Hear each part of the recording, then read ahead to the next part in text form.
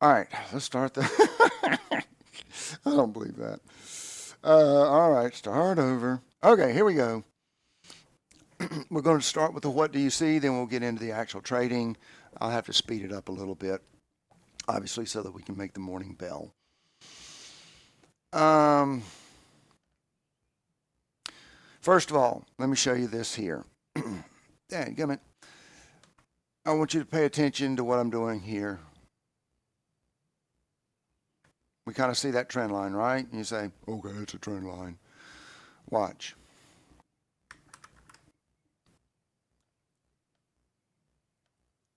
Here, there, chop here, here, here. These are parallel lines. Let's go down here, there, here. Parallel lines, we've talked about fan lines. These are parallel lines or channel lines, okay? I bet. I don't know, but let's just look. Let's go with this right here. See that? Chop here, here, here. Parallel lines, trend lines. It's all algo driven. Clearly what we see is a bearish. We clearly see bearish. So,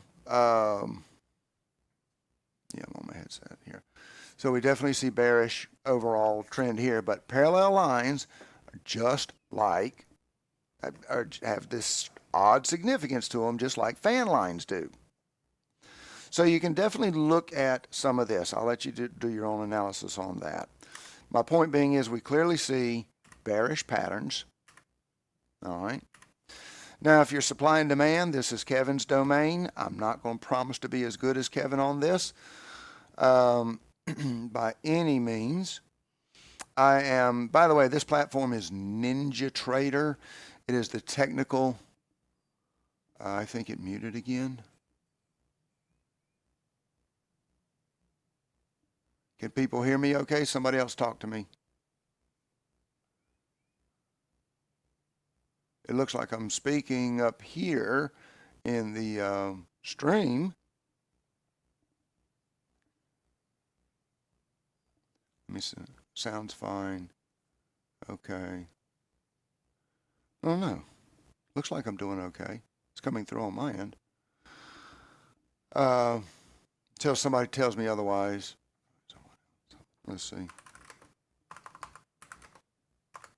Someone update me on the audio, please. Am I coming through? 1, 2, 3, 1, 2, 3. Am I coming through? 1, 2, 3. Thank you. Okay. It'll be in the recording if need be. But so we're talking about supply and demand. Again, this is Kevin's domain. So again, I'm also on the 5-minute chart. Before I do that, let me mention the fact that contracts are rolling on the different brokers. The contracts roll based on daily volume. When the daily volume on the next contract is greater than it was yesterday or whatever, the contract on the new contract, let me rephrase that. When the daily volume on the new contract is greater than the daily volume on the old contract, the active contract rolls. But many brokers, different brokers don't necessarily follow that exact rule. So some will roll before, some will roll after. If you're on NinjaTrader, and if I recall correctly, on Trade of 8, you'll get a pop-up asking you if you want to roll the contract.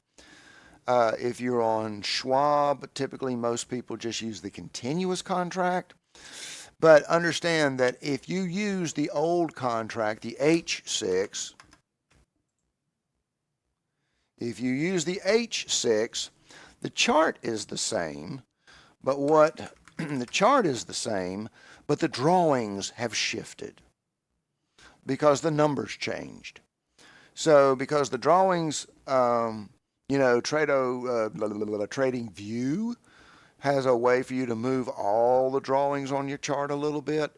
Kevin's talked about that before. I don't remember the technique to it, but Kevin has. I may even have a video about it. In the case, though, of things like trade ovate and stuff like that, you just got to start over with your drawings. Okay, so we talked about the parallel lines. Okay, we were talking about supply and demand here. All right, it's coming up on 8, not 9:17, so I need to get moving. Highlight a Y region. We've kind of got a little bit of a supply.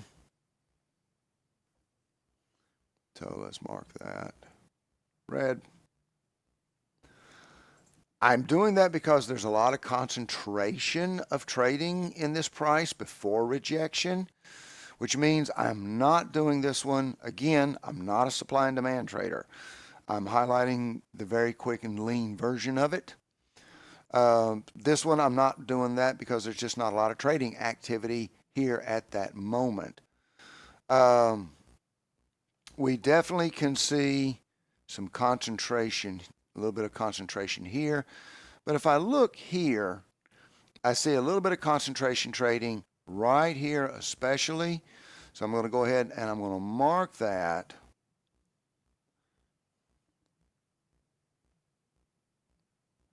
Now, this is one of three things. It's supply, it's demand, or it's chop. What do you think? Here, it looked to be some kind of a demand. Here, we broke it. Here, we broke it again. So what am I going to call it? Chop. What does chop mean? Let's see. Send Signet a message there. Chop means generally, I do not want to trade in that area. Why? Because I don't know where it's going to go. I don't know. Notice here, okay, fine. It was a demand. Fine. And if I go all the way left, maybe I can see something there. I'm not going to mess with that now. We're running out of time. But here, we chopped, we came through it, and we busted all the way through it. We went all the way through it again. Here, we rejected kind of like we did here. So it's chop with a slight demand bias to it, but no guarantees. Bottom line to it is I'm not going to trade if price is in this 6,700 to 6710-ish area. Okay? Be aware of that. Let's look left. We are here. Now, if I look left, let's take a look at the fib movement of this range. This is a significant high because it took out all these. Significant low because it took out all these. And we'll go from up here to here. Now this is one way. Now the other way you can do is use Friday's price action alone, which actually would stop us a little bit closer into here. But nonetheless, let's zoom in on this. Oops, that's not what I meant to do. Come down here. Here's our high. This low is a little bit false. And the reason being is this vertical line is market open. So you can kind of see what happened here is we actually opened way down here. Well, because of that, you have to decide whether you're going to consider this this green candle as a valid candle or not. Because it opened way outside the bounds. There's a humongous gap there. Most of us would say no. I'm going to ignore that because of when it happened. So now that we've trimmed our thing, high, low, through the chop, above 50%. On the short term, this is bullish. It has come up to the 618. That puts the 764. That's the wrong number. That's supposed to be a 786. 786. Oh, there it is. Got a mistake there. 8. No, 7. Yeah, 7.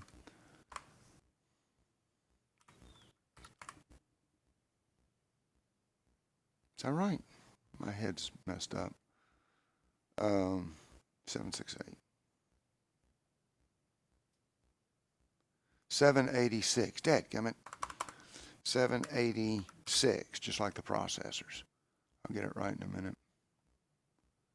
Make sure I save that and update that. Okay, there we are. 786 is a very, very common rejection point. But as you can see, the 100 takes us back up in here into this supply. What do we see here? We are at 922. So let's, so we've got a little bit of chop action right here from this significant high to this significant low. And remember, I'm not counting that opening candle because it was so far out of bounds. We look at the measured move. We see what's going on. We see that we essentially came back inside the box. We stayed in, or we're inside the box rather, because we never actually broke it. So we've got our day high up. We've got our previous day high up here. I believe that's previous day high. Let's go back. No. Yes. Here's the opening there. So previous day high over there. Okay.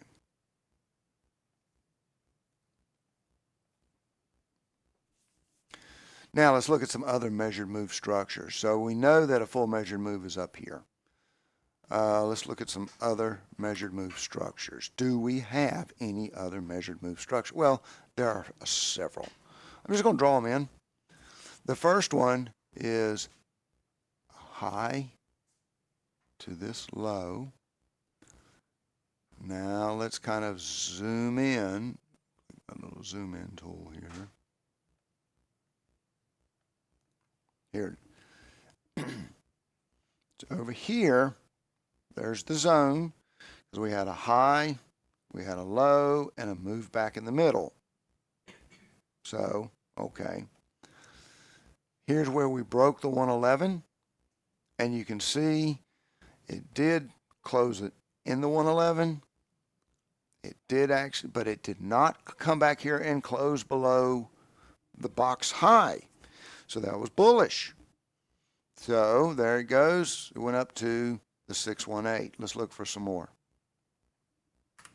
Are there more? Did I do this one? I'm not sure.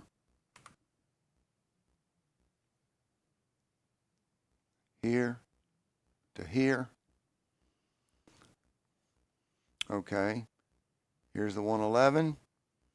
This one closed back inside the box, broke out. So what is this telling us? Made a full measured move. So there are measured moves all over the place here. What I'm trying to get at here is that on the longer term, and let's just draw this in because we started off our video this way. What did we see? I drew all those parallel channels. They were bearish. Now, in the shorter time frame, what am I seeing? Bullish. Now, how long will this last? Well, let's come from this line to this line again. Here, 1, 2, 3 touch points. And what do we see is happening? Right here, look at there, rejection. So, well, if we reject, where might we go? Where would we reject? Well, 50%. If that's the high, then this would be 50%. So we go from here to here, which would bring us back. Looky here. What is that? Some people call it an order block. Some people call it, a little, in this case, it's a bull flag because you were bullish and you had this diagonal pullback and then, then you rocketed out of that. So we'd call that a bull flag. But this is an area of interest, and it falls within the 50%. So if we reject this trend line, this is where we're coming. Very likely. Here's a little small fair value gap. And then another fair value gap down here. But as you can see, we've already stuck a toe into that fair value gap.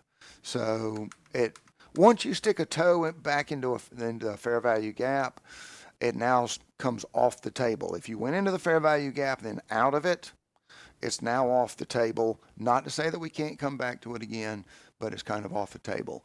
Got about 2 minutes here before market opens. Any other markups that I could see here? If we break this line, our 111 is around 67.6. And we would be looking for that rejection somewhere in here up to as high as 67.66. If we move through this line, we're going to 67, call it 80. Let me just bring this down and zoom in. Here's your 57% mark, which is 67.80, let's just call it. So that's where we're looking at if we break to the north. If we come back into the south, we're looking right back down here at 67, let's call it 30. Just to round the math off a little bit, 67.30.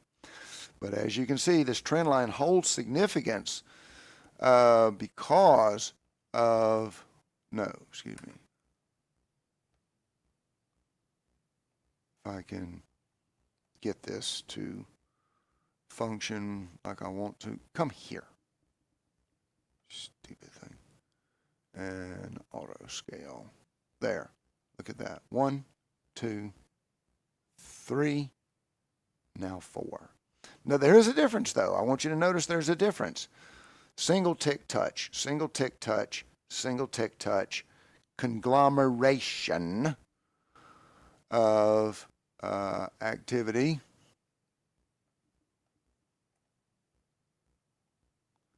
On this line tells us there's more determination to break this line. So we got about 30 seconds until market open. And anybody that wants to jump, this is an open mic session, so whatever in that regard there. Anybody got any questions on the initial analysis?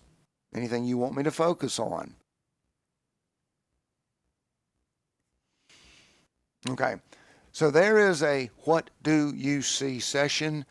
If I get a chance here, I will go ahead and post this, but I'm going to stop this part of the session. So I'm going to go ahead and wind this down.